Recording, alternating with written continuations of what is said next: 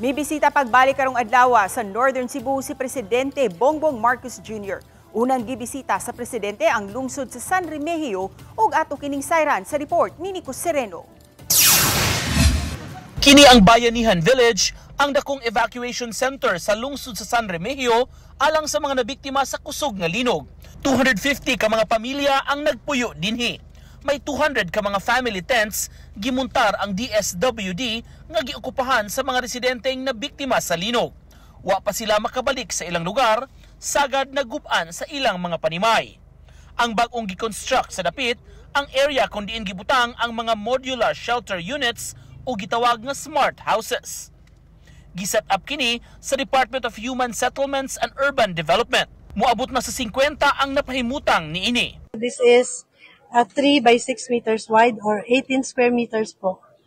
This is good for one family. Hindi kami nagmi-mix ng family sa isang unit. Ang commitment po ng DSOD is only the house. Pero sa loob ng bahay po, may kuryente, may outlet din pwede mag-charge. No?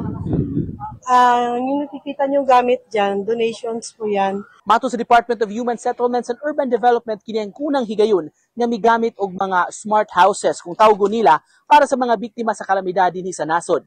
Dali ang pag-set up ni ini, disente o komportable para sa mga biktima sa linog dinhi sa Northern Cebu.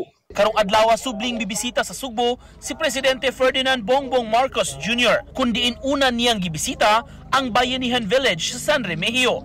Gitan-aw niya ang setup sa lugar o gipangumusta ang mga nanimuyo.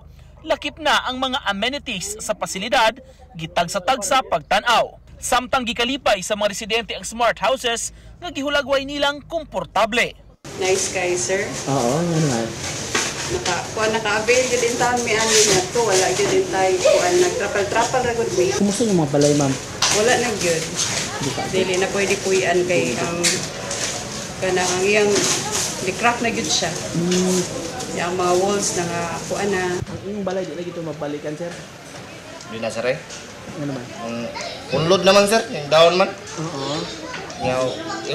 Imong balikan ang balay. Delikado niya. Utog linog.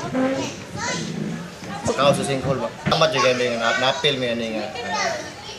Napilian mi ba nga matagan mi nga balay. Mo gini mo sir. Komportable lang kayo mga bata nga mo kuyawan nga buhon. Punon, lantan. Salamat kayo sa intabang ani. Apan ang uban nga nagpuyo sa tent pa nang hinaot nga mabalhin sab sila sa modular shelter para mas mahiluna sila. Nindot pod ko adto mi dito kay dili na mi makunan sa tubig kung magbaha. Kanag-kanal gani mi gabi kay gaulan na gani. Nya maktipod siya kay kani siya muhunog man siya. At the end of the day, I think ang mas maganda nating tignan it's whether you live in a family tent or a smart home that this will build.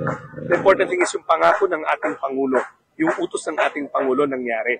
Diba natandaan nyo nung day 1 na nandito siya. Sabi niya, kailangan magtayo tayo ng 10 city. So we now have 5 tent cities. Banabana sa municipal government sa tibok San Remigio, moabot sa 14 ngadto sa 20,000 ka mga pamilya ang apektado sa linog. Mukapin sa 600 ka mga balay ang totally damaged sa maong lungsod, samtang 12,000 kapin ang partially damaged base pa sa inisyal nga listahan. May mga lugar nga giila na sa LGU nga no-build zone.